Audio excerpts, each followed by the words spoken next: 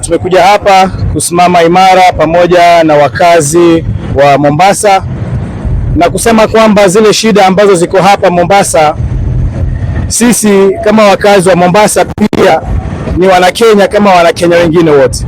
We are not second class citizens.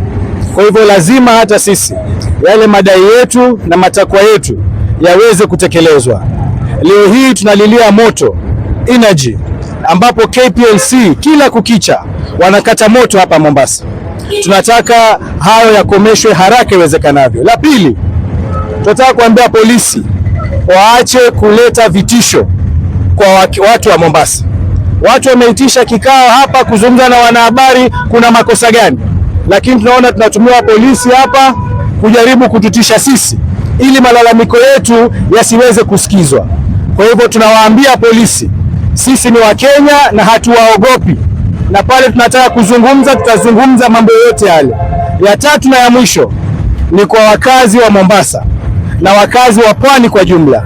Tafadhalini, haya mambo yote yanaweza kuisha ikiwa tutapiga kura na tuchague viongozi ambao wataleta maendeleo hapa pwani.